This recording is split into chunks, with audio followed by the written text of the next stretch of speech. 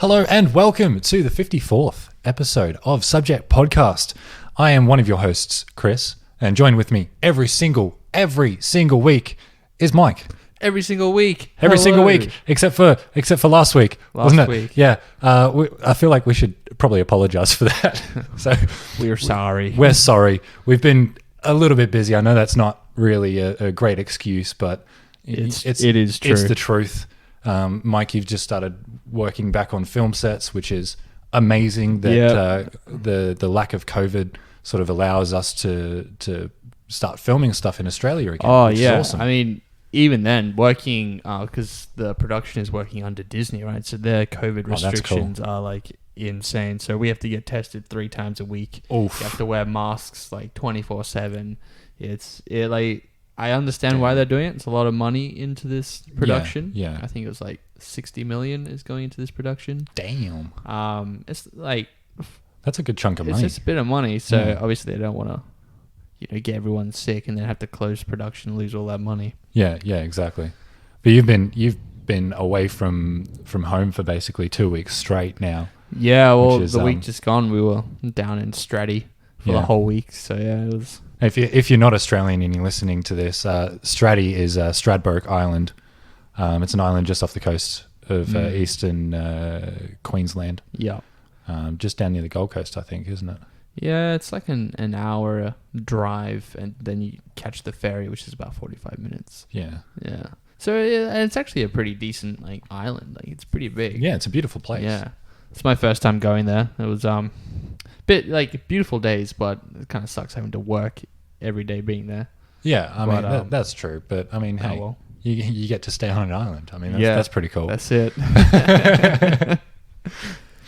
Well, a lot of stuff has happened in the interim between episodes this time. Definitely.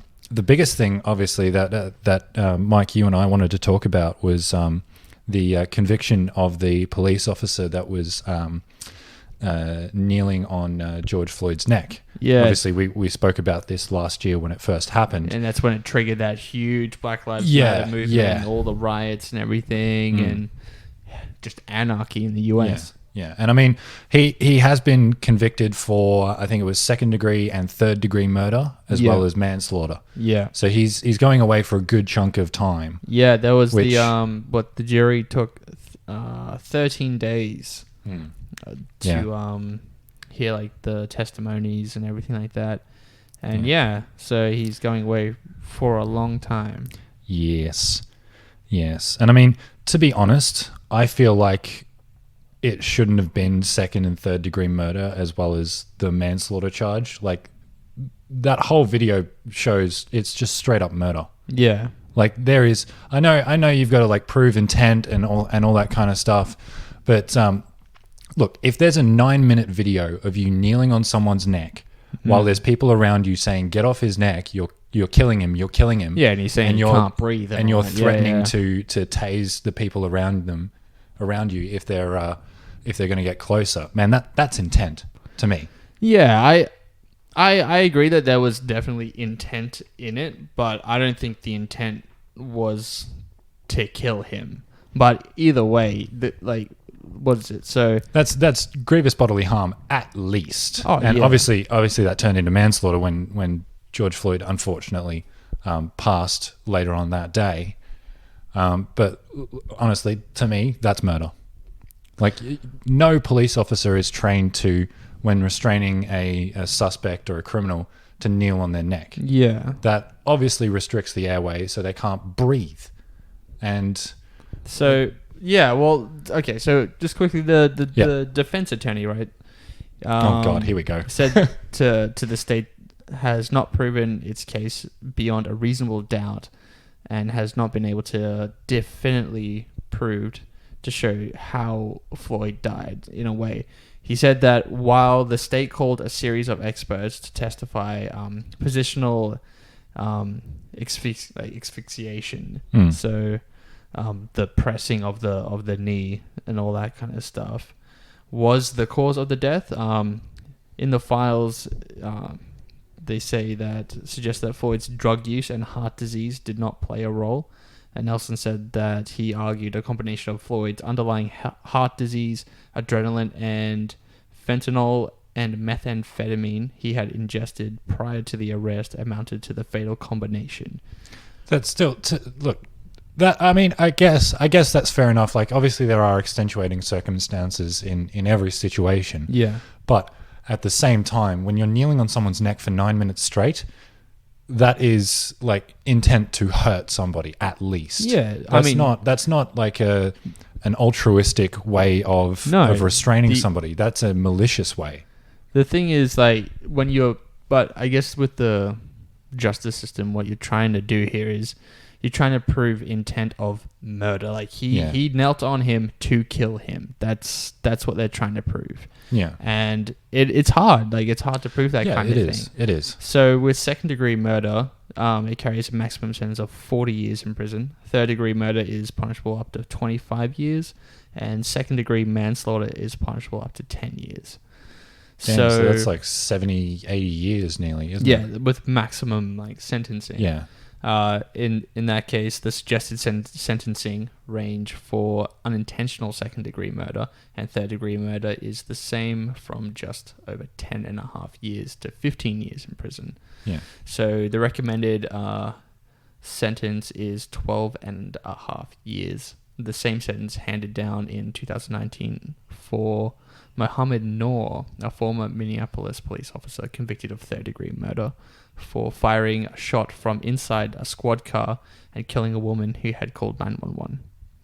Yeah, that's fucked up, hey? Yeah. I mean, obviously that is like not trying to take anything away from that incident, but I feel like there's a lot more that we can extrapolate from what happened to George Floyd, because, like I said, it's a 9-minute video, man. Yeah. And obviously having to with those witnesses that testified in court, that saw everything unfold, and the woman that recorded it and posted it on social media, that is obviously traumatic. Yeah.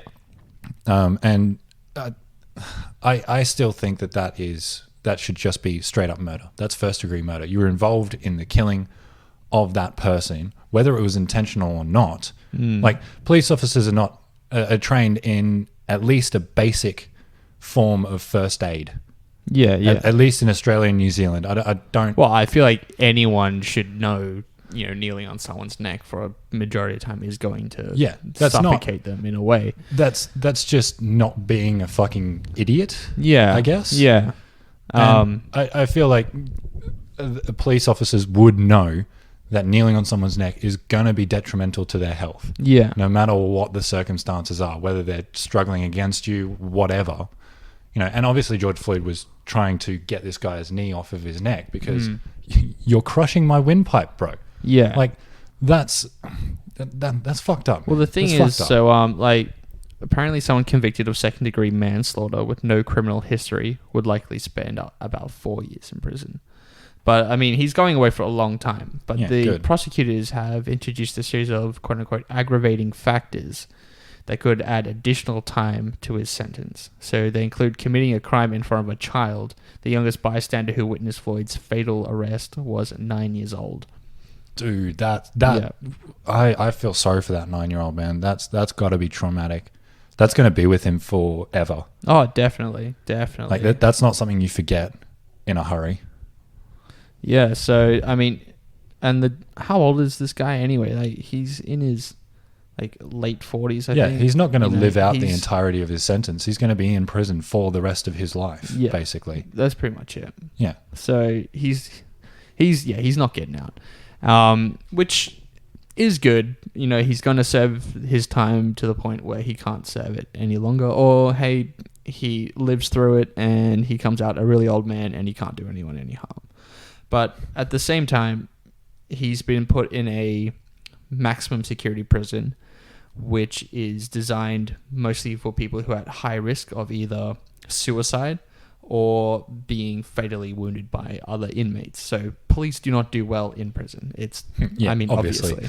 I feel like that's fairly self-explanatory there. Someone who has done this and has been so well known around the world. and to then go into a prison, say, with a majority of them being African Americans, he's not going to last. No, like, he's just going to get shanked straight up in his cell. That's it, done. He's not going to last like one day in general population. No, he won't. Like he obviously needs to be put into some sort of protective custody. Yeah.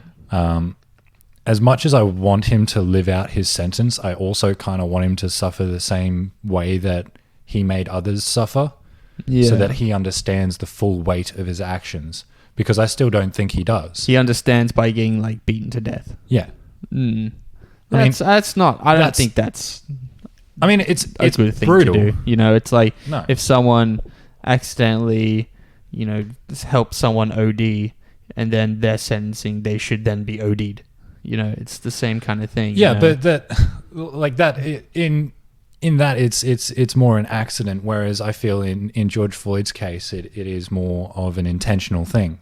Like I said, there's no way that a police officer is trained to kneel on someone's neck for 9 straight minutes. Yeah. And even like the general human population knows that if you restrict airflow into your neck, which is like the main way that oxygen gets into your body, that's detrimental to anyone's health, regardless of how fit you are, how many drugs you've taken, I know what you're saying, what condition you're in, all that kind of stuff. So he could have restrained him by kneeling anywhere else, but you know, there was a lot of factors. Like, I'm not defending the actions, but looking into it objectively, there are a lot of factors. He was surrounded by a lot of people. They're all yelling at him, and he's just trying to make an arrest. And this, like, George Floyd he's a big dude, you know what I mean? He was a big dude. He could easily have but taken him. So, you know, feeling threatened as well. There are a lot of factors taken into it. I'm glad that he has been sentenced to murder, which he has, you know, 2nd and 3rd degree murder. Yeah. He is going to prison for murder. Yeah. So it's, you know, it's happened, you know what I mean? I guess I'm just salty and just trying to nitpick it at there's ways that they could have, like, say 1st degree murder, okay, but he's got 2nd, 3rd, and manslaughter on him. So it's already 3 charges. He's going away. That. Like he's, you know, it's happening. What you want to happen is happening.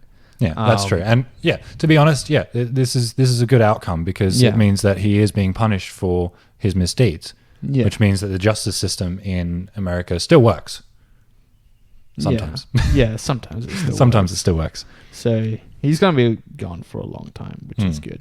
But there was another case of a female police officer recently who I heard about shot somebody by she thought she was reaching for her taser and then pulled her gat out and just blasted him. I have a theory about this, right? I feel like that was again intentional. There's no police officers in America are trained for 1,000 hours in firearms situations. I mean, it'd feel different, you know what I mean? Like, 100%. It's completely different. It's on a different part of your belt.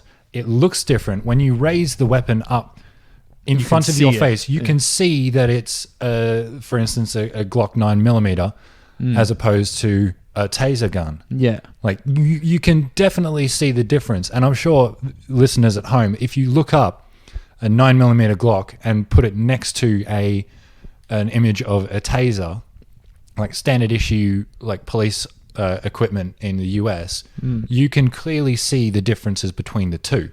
Yeah. Like, goddamn, on the taser, it's black and fucking bright yellow. Like, you can 100% tell the difference. And there's no way that was an accident. I refuse to believe that was an accident at all. I feel, I don't really know the circumstances, I guess. I don't really care about the circumstances. There's no fucking way. Think about it. Like, there could have been a circumstance where, you know, she felt very threatened and she would just reached for the first thing and then fired it, and then she was like, fuck, that was my gun. And now she's trying to come up with the excuse, oh no, I thought I was reaching for my taser. Which she might have, but in the moment with the adrenaline and the, you know what I mean? It's hard to know what people are thinking in the time. And that's the problem with a lot of police officers, you know. Some people are just human, you know what I mean? It's So I'm not defending the murder. Like, she did it, she should be punished. Yeah. But, you know, and you know, people make mistakes and sometimes it is fatal. But obviously there is a difference between a fucking taser and your fucking firearm. Yeah. And I understand like extenuating circumstances being what they are. Like we can't account for everything in a person's reaction. And people behave unpredictably. Yeah. And like things can go wrong. Yeah, it's like the whole fight or flight kind of thing. You know what I mean? Yeah, exactly. A lot of people may run away from a situation, or some will stay and fight, or some people will just panic and then reach for the first thing they can and then defend themselves. Yeah. If you really think your life is at risk. Yeah, and I feel like that's probably what's happened here, is that she felt probably extremely threatened because she's not the biggest person in the world, and she's a female police officer. I hate stereotyping with genders because I know there's a lot of physically strong women out there. No, yeah. But for the most part, women are generally weaker than men. Yeah, and it's biology. That's down to biology. That's down to the way that everybody's body is built. Generally, men are stronger. That's not saying that women can't be stronger than men. I know that there are powerlifters that are women that are going to be 20 times stronger than I am, or that I could ever hope to be. Exactly. Yeah. But at the same time, when you're a fairly slight woman, fairly short, and I think was she new to the force or something like that? I feel like she was fairly fresh. I can't remember, but I understand that like circumstances being what they are, they're unpredictable, and the actions that people take in those circumstances can also be unpredictable. But at the same time, police officers are trained, and like we've talked about this before, police officers are trained in the US for 1,000 hours in firearms training. So they know their weapons, they know what they're using at the time, they know how to reach for their gun real quick and pull it out.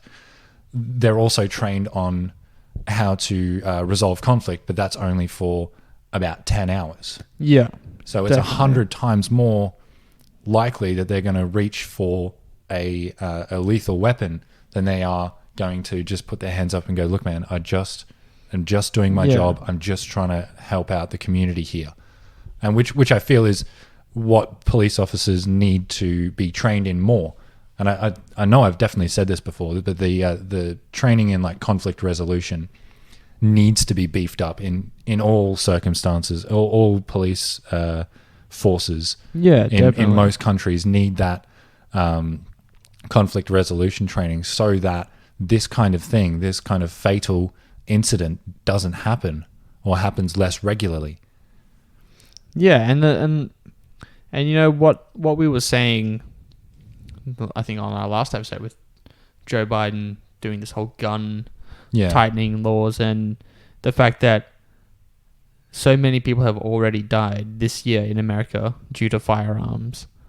You know, there was almost one person a day for a whole month was killed just because of firearms. Or even back in, I think it was back in 2017 or 2018, there was one mass shooting per day. Yeah, exactly. That entire year, there was one mass shooting every single day. And you would think that if you were to take the guns away, then there would be less of a threat to police, so there would be less wanting to pull their firearms on somebody, because that's the thing in America, you know, you don't know who has a gun on them. Yeah, exactly. That's the thing. You just don't. Here in Australia, sure, you don't know, but it's very unlikely that someone you're about to pull up is going to have a fucking gun on them. Yeah, because very unlikely. In America, you're allowed a concealed carry, which means you can have a gun on you. Yeah, but it can be like under your shirt in a holster, or like through your waist belt, or like literally anywhere. You can be holding it anywhere. Yeah, and that's why the cops in America are always like, "Oh, do you have a firearm on you? Is there a deadly weapon in your car?" And they could say no, and then when the cop pulls up, just pull out your gun and blast them and walk. Yeah. You know what I mean?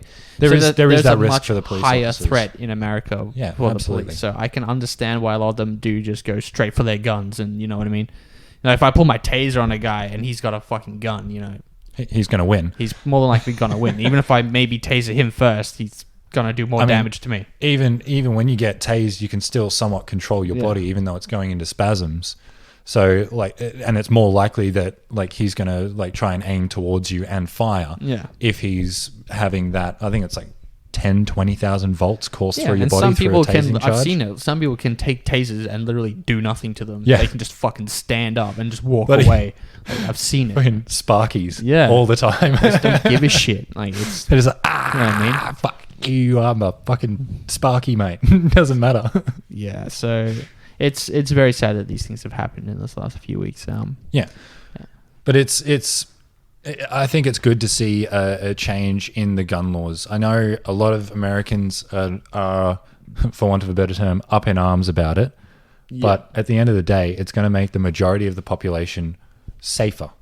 And that's what the president's job is to make the majority's lives easier, safer, healthier, happier. Yeah, yeah.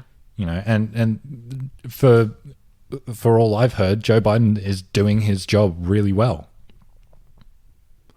Yeah, I don't know. Like he hasn't done much yet, but no. Well, most of what he's doing, he's kind of just done things that are gonna make people happy. And yeah, like, yeah. He's rejoined the Paris Accord. That's good.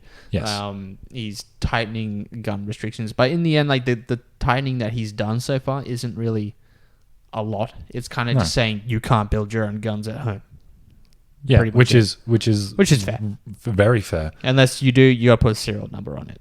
Yeah. That's pretty much it. Like you can't have a gun now without a serial number. It has to have a serial number. It has to be registered, which is like that's like the lightest amount of restriction that is possible.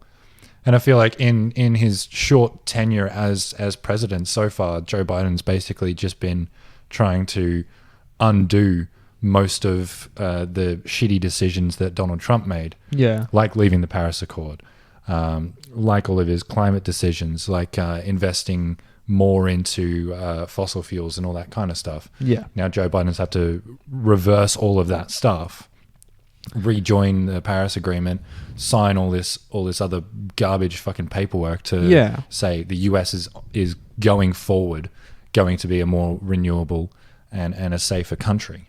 And, you know, it's good, but in the end, I think it's good that he's done it, but he's also just playing the he's only just really been in office for a little while. Yeah, it hasn't even been a year. He hasn't really had time to do a lot of things just yet, really. No. Anyway, let's move on. That's a depressing topic for us to start out on. But here's another one. Oh God. So I'm not sure if we have spoken about this before or not. We were talking about this earlier, but we're going to talk about it again. And if we have talked about it before, let us know in the comments, and then we won't talk about it again.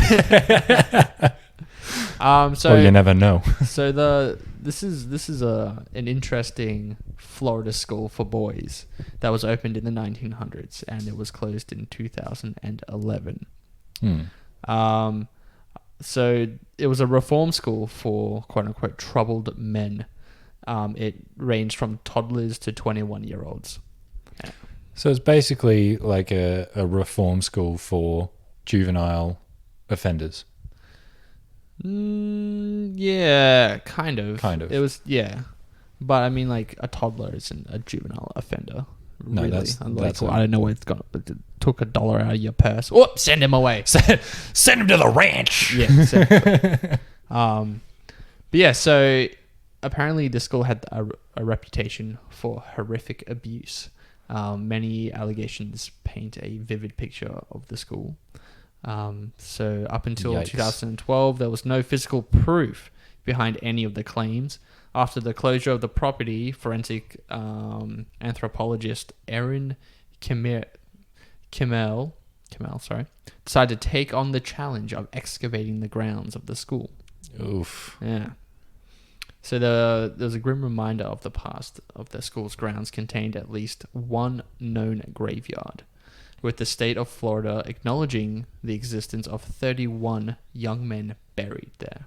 Jesus Christ. So she spent 4 years deciphering the identities of the victims. She analyzed the remains she and her team found and finally began to piece together a clear picture. Surprisingly, there were more than 31 bodies found, and nearly all of them were subjected to neglect and abuse. Yeah. That sounds about right. Since delivering her findings from the dig to the public in hopes that it would shed some light on what happened to these boys in the school, the state of Florida originally claimed 31 bodies, like we said, but now that they've obviously found more, and they think that there's a total of 55 bodies there. Jesus. Yeah. That's a lot of young men that have died trying to change their ways, I guess. Well, yeah. I mean, even then, like, these kids may have just been sent there. Yeah, And exactly. then It might they have were been just against their will, and absolutely treated like shit, neglected, Yeah. and then died, and then they were just buried on the grounds. So that's fucked up, man. yeah, so That's the fucked remains up. turned up on the edges of the cemeteries without even a simple cross to mark them. So they were literally just thrown in a hole. In unmarked graves, and they're just buried somewhere on the ground. Yeah. Fuck. I bet you they weren't even buried that deep either. No. I mean, there's photos of the graves. Here, I'll show you this one. Dude, those are not that deep. No. That is like barely enough to cover a person in dirt.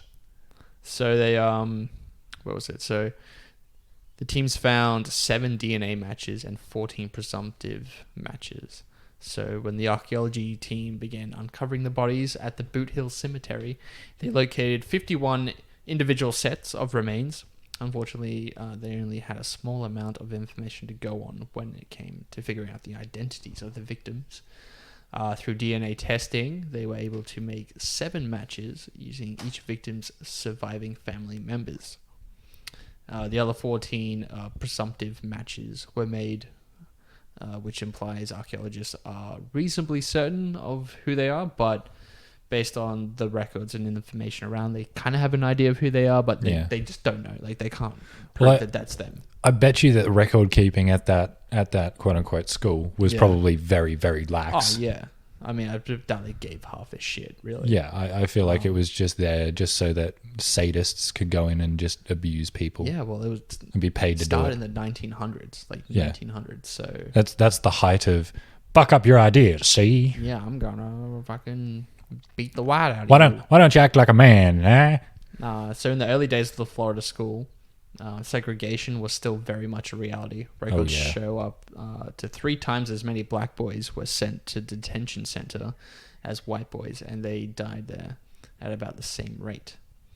So the graveyards, like the facilities themselves, were segregated as well. Oh, what the fuck? Yeah, many of the deceased black students are also believed to be the occupants of the handful of unmarked graves as well.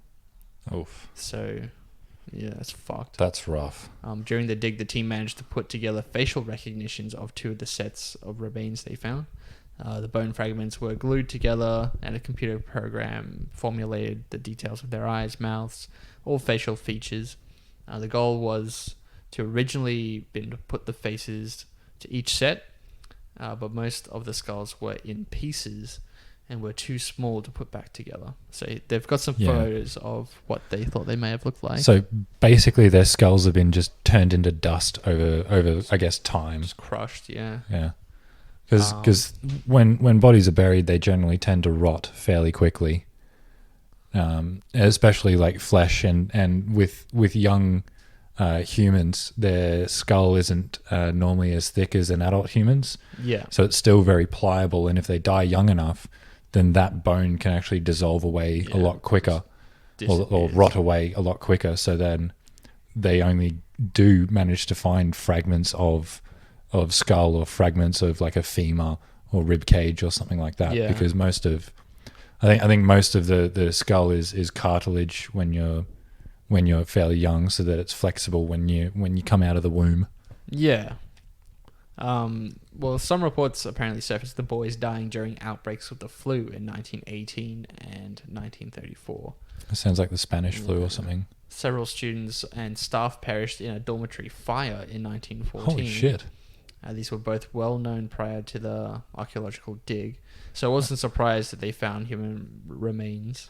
Yeah, so they were basically expecting to find human remains, but I guess they weren't expecting to find. Well, they knew that some were dead. They knew there was a grave there. They knew 31 had at least died. I bet you they didn't expect to find 50 bodies, though. No, like they said, there was like 20 extra bodies there that weren't accounted for. Yeah. The investigation indicates that the children who died in the fire were locked in their rooms with no means of escape, while those who died in the flu pandemic were abandoned by the staff without food or medicine. Oh.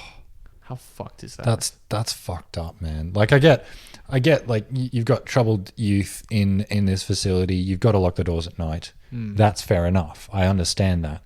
But when a fire breaks out, I feel like there should have been. They would have just left. Like the staff would have just yeeted out there. They'd just be like, "Bye." Happens. Yeah. Yeah.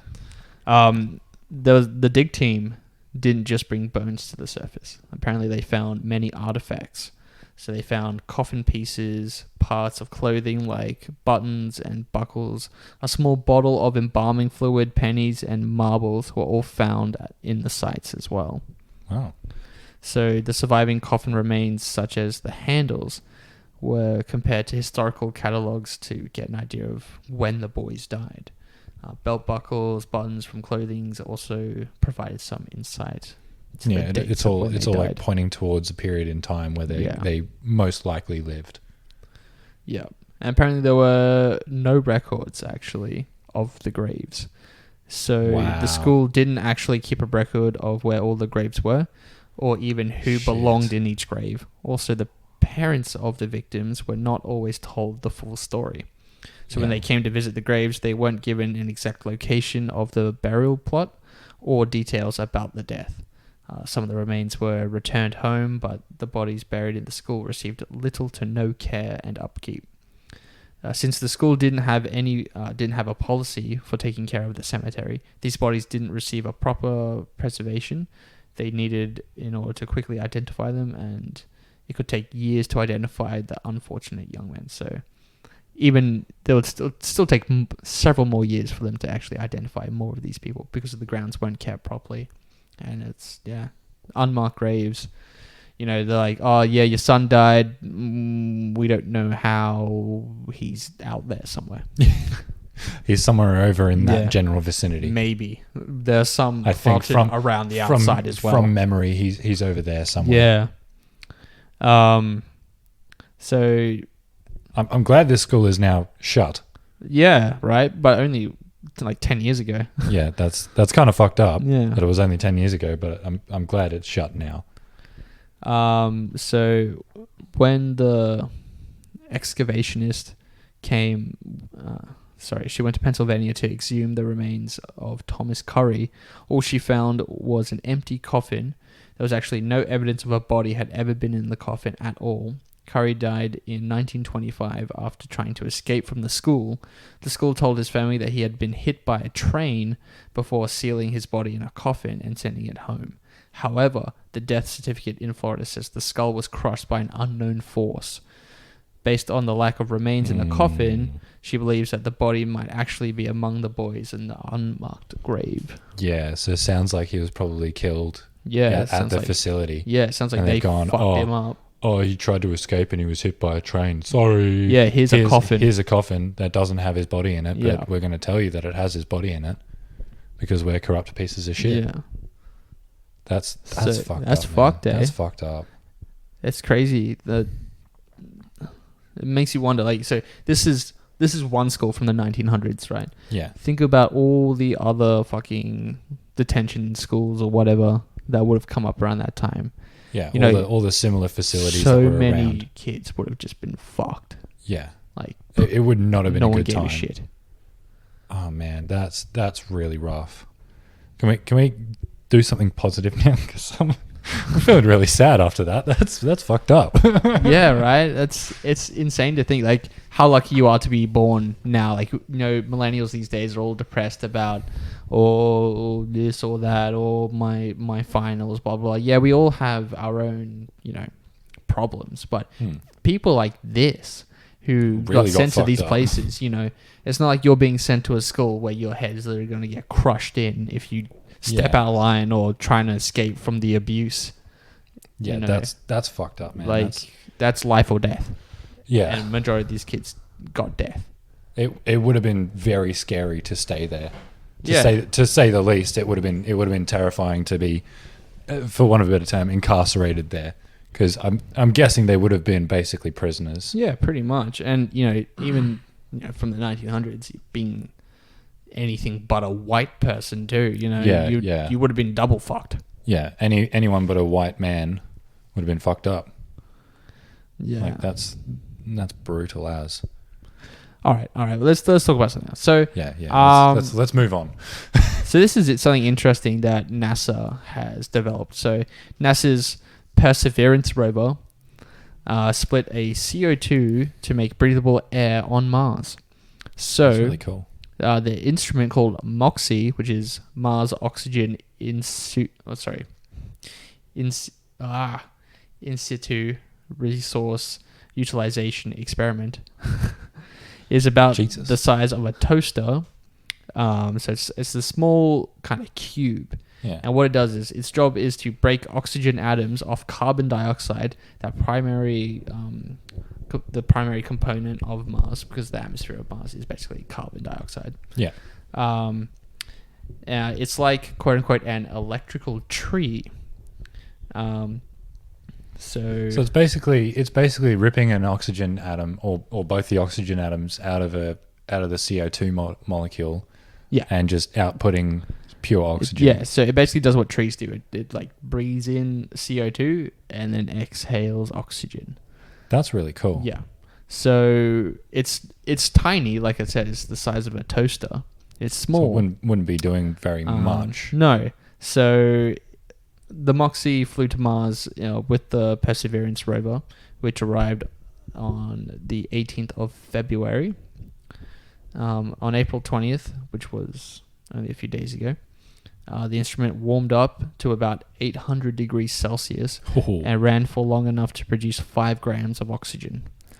That's that's not a whole lot of oxygen, No. but you think about how much one single atom weighs, which is a minuscule amount. Yeah. And you think 5 grams, that's billions, if not trillions of atoms that it's outputted already. Mm.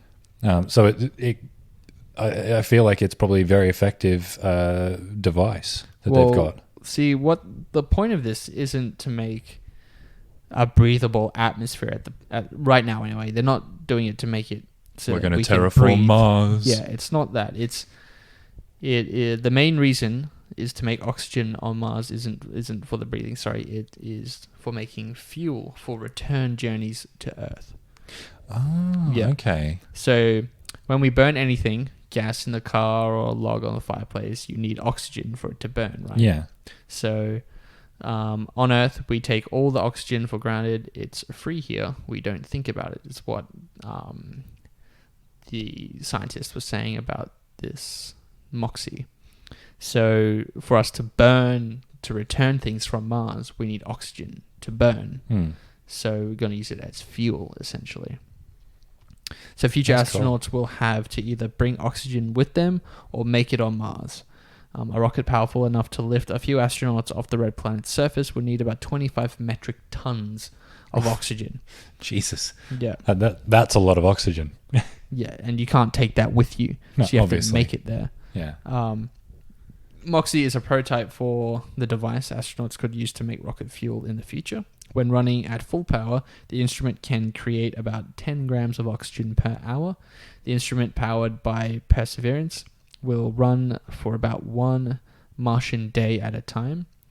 A scaled-up version could run continuously for 26 months before astronauts arrive. Dude, that's pretty good. And if they make a big enough scaled-up version, like you said, then that's going to hopefully point us in the direction of maybe making Mars a livable planet. Yeah. Because it's like Earth and Mars are fairly close in celestial terms. And I think where we're orbiting around the sun, where like there's like a Goldilocks band around the sun as an orbit. And I think Earth and Mars are sitting just inside that band, which is why Earth has life, obviously, because we're here now. Yeah. And that's why Mars, I think scientists are like, oh, it could have had life, and it might have life, and it could in the future have life, because it's still in that Goldilocks band. Yeah, exactly. So the Moxie can't run continuously because of the Perseverance needs to divert its power back to its other instruments to continue its science mission of searching for signs of past life on Mars. There you go. Told you. So at least they're looking for it. We haven't found it yet, but we're looking for it. So Moxie will get a chance to run at least 9 more times over the next Martian year, Cool. which is about 2 Earth years. Okay, so you get 9 more times in about 24 months. Yeah. So yeah, all right, like that's still pretty efficient in terms of it's a prototype essentially. Yeah. And the fact that it gets to 800 degrees. It's good. So the success of the technology could set the stage for a permanent research station on Mars, like the McMurdo station in Antarctica. So he would like. So the Hecht is the scientist, and he would like to see it someday. But he's quoted saying that that's not something I expect to see in my lifetime, but something I expect to see progress towards in my lifetime. Yeah. So, I think it's great. Potentially, Absolutely. if they make one bigger, yes, use it for fuel, but, space station on Mars, literally. Yeah. You just put it outside, converts CO2, and then pumps oxygen into the station. Yeah. And then that creates a livable environment for scientists and for any other life form that we take to Mars. Yeah, well, we can then take soil to Mars, grow things in Mars, and then once we start growing things inside our own capsule, then, then the plant life can help. You can become like a symbiotic relationship where you have just enough plants to produce just enough oxygen, and then you have enough humans to absorb that oxygen, to expel carbon dioxide, to then, it's the circle. Yeah. Or you just pump in CO2 for the plants, and then you pump out the oxygen, the excess oxygen, or you store the oxygen. It's the future, man. We're seeing the future, man. This is the future. This is the future. That's really cool. But I've also got something pretty cool as well. We're looking into the past now. The past. The past. So there was a sea snake that was indigenous to Western Australia's shallow ocean waters. Yeah. And it was called the Shortnose Sea Snake. It used to be abundant on Ashmore Reef about 23 years ago, and then it disappeared in the 90s and the 2000s, and has now been rediscovered in what scientists call the twilight zone in the ocean. So there's a couple of zones in the ocean where sunlight does penetrate. Yeah. Obviously, there's the main surface of the ocean, which goes to I think it's 80 meters, where sunlight doesn't really have that much resistance from the water. And then there's the twilight zone, which is the next one down, which is where the snake was found, where it's basically constantly twilight during the day. That's pretty cool. So it gets pretty dark there, but there's still enough light that penetrates through the water so that there are some organisms that we sort of identify as animals that can still live there and possibly flourish. This sea snake is a venomous species that grows to just over a meter in length. It's usually a brownish purple color with light banding across its body. It's part of a group of snakes characterized by their short, hollow, fixed fangs, which includes land species like the taipan, death adder, and the cobra, which I think is pretty cool because some snakes have the fangs that fold backwards when they close their mouth, and this snake doesn't do that. Its fangs are constantly fixed in a attack position. The rediscovery of the snake living at depth on Ashmore Reef has thrown more questions than answers, according to reptile ecologist Kate Sanders from the University of Adelaide. She said, Cable Beach in Broome, they've had a single specimen from there and scattered distributions from the Exmouth Gulf. I think it's really cool that this snake has basically adapted to living in a different climate, like a totally different environment to what it's normally used to in such a short amount of time, evolutionarily speaking. Because 23 years is not that much time to adapt to less sunlight, colder climates, and less food. But I feel like a lot of that's probably because of climate change. Yeah, You know. it's sad when animals have to literally pick everything up and adapt and evolve just to live because we're destroying the environment. Yeah. It's sad that we have to force animals into accelerated evolution and adaptation. Yeah. But I mean, nature's amazing in that it can allow those creatures to accelerate their evolution and allow them to adapt to different climates and changes in such a short amount of time, comparatively speaking. Yeah, it's good.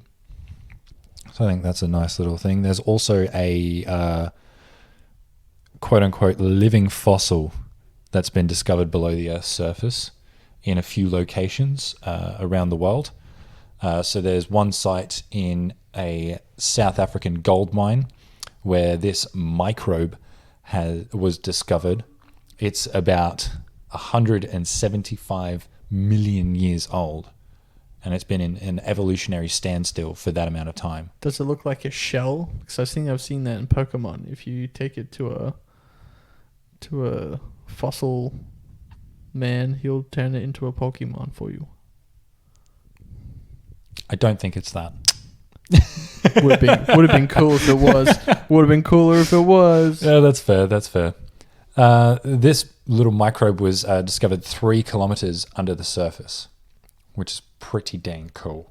There's also a site where they're digging for finding samples of this microbe in Death Valley in California. And there's another one in, where is it? Goodness me, I had it up here just before. I think there's one in, there's one in Siberia as well. Yeah. Another site where they're digging for this microbe. But it's been an evolutionary standstill for 175 million years. That's pretty nuts. It's just sitting waiting. Yeah, well, it's essentially sitting and waiting, because it hasn't really had to evolve because it's living so far under the surface. Nothing really changes that far down. And obviously you got like tectonic plates which move around, but it takes hundreds of millions of years for them to do that. Yeah. And so obviously this microbe's evolutionary rate has been slowed to a literal standstill for the last 200 million years almost, which I think is a really cool little thing. This research team that's going around the world and trying to discover this little microbe, which lives in little pockets of water-filled rocks far below the surface. Okay. So it has its own environment that it lives in. Obviously, the pressure that it has to withstand under that amount of rock is insane, because you've got literal hundreds of millions of tons weighing down on you. See, this is why we should stop, because something that has stopped evolving for some reason, probably because of where it is under all that rock, and now we're taking it out. What is it gonna now? Is it gonna start evolving? Is it gonna be like, oh, now I can be free? See, this is where the apocalypse starts. This is where these microbes we've unleashed the plague. Is that what you're saying? To go all fucking cordyceps virus on us. Oh god! And we all start becoming fucking zombies, and they start controlling us. This is the start. The really interesting thing that I found about this was the scientists have sampled 126 different specimens from the 3 separate continents. So one in a gold mine in South Africa, one in Death Valley in California, and one in the middle of Siberia, which I'm not sure if you know, but is mostly cold for a lot of the time during the year. They thought that examining different microbes from the 3 continents would give scientists like a clear depiction of a differentiation between the species. Yeah. But they're all identical. Yeah, it's the same thing, right? It's insane. But it's crazy that they've been sitting under the surface for 175 million years, and their genomes are exactly the same. even if they're in 3 different continents all over the world with different climates, different temperatures, and different cycles of the seasons. Maybe it was the Ice Age, and then they all froze. Could be. And then, or they went underground, and then something, I don't know. Well, the best explanation that scientists have at the moment is that these microbes did not change much since their physical locations separated during the breakup of the supercontinent Pangaea about 175 million years ago. Yeah. They appear to be living fossils from those days. Most well-studied bacteria, such as E. coli, are incredibly quick to adapt to environmental changes, like antibiotics, for example. But this study suggests that not all microbes evolve at the same pace. So this discovery, rather, shows that we must be careful when making assumptions about the speed of evolution and how we interpret the tree of life. It's possible that some organisms go into an evolutionary full sprint, like that snake that I was just talking about, that did it in 23 years, adapted to living to a deeper depth. These guys are basically at a standstill because they don't have any other motivation, I guess, to change their genetic makeup, which is really cool. I find that really interesting. Good old Pangaea. Yeah, good old Pangaea when that broke away. That was the last supercontinent. Apparently scientists reckon that we're going to collide back into another supercontinent in the next couple of 100 million years. Yeah, I heard about that. That's think about that. Like, countries, if they're all to stay the same, segregated, and then once it all comes back together, then what? Yeah, what's going to happen then? Then what? All out war, winner takes all. Yeah, I guess so. It's going to be one Earth nation. Well, we got to get there first. We got to at least last the next 1,000 years. We've got to get to that bridge before we burn it. Exactly. Because no doubt there'll be some people that want to burn it. Before then, we'll be in the stars before then. Oh, hopefully. And then it'll come together and people are like, oh, yeah. Oh, yeah. So that was it. I remember Earth. I remember Australia. That was weird. That was a weird place. Well, that was the Milky Way. Cringe. Old school. How 2000 AD. The solar system. Cringe. Cringe. No thanks. Your supermassive black hole is only 400 million times the size of your celestial body. What a tiny black hole. I live on Jupiter. But I think that does it for us this week. Yep. Thank you very much for listening if you stayed with us throughout this episode. And let us know, what do you think about everything that we talked about? Do you reckon that George Floyd's killer, essentially, deserved the punishment? Do you think it should have been more harsh? Likewise, do you reckon that there should have probably been a lot more bodies discovered at that troubled youngsters' school? Do you think they'll find more? Yeah, do you think they're going to find more? And what do you guys reckon about the future? Are we going to colonize Mars? Are we going to stay on Earth until it becomes another supercontinent? Or we will colonize Mars. It's going to happen. I figure we're going to colonize Mars, but do you reckon it's going to happen before the supercontinent comes back? Or do you reckon it's going to be after? Do you think it will happen before the next 100 billion years? Yeah. Do you think it's going to happen in the next week? Where we time travel 175 million years to the future. Maybe we will. But until then, like, subscribe, share with your friends. Every new subscriber, we get a new subscriber. We are on the way to 10 million subscribers. Yeah, we're on the way to 10 million, definitely. Yeah. So, like, share. Keep subscribing. Get 2 of your friends to subscribe. Yeah, like, honestly. Get 2 of your friends to subscribe. That's 2 more subscribers. Yeah, exactly. And if every one of you guys does that, then we have a lot of more subscribers. Exactly. So, Spotify, YouTube, Podbean, follow us on Facebook. You know where it all is. Links in the description. Just click it. Click it. And if you want to read more about what we talked about today, those links to the news articles that we've referenced today will be down there as well. And yeah, I don't know. I'm a bit out of practice on this one. Cool. I think do we just say goodbye? I think we just something about is it like adios or something? Adios. See ya.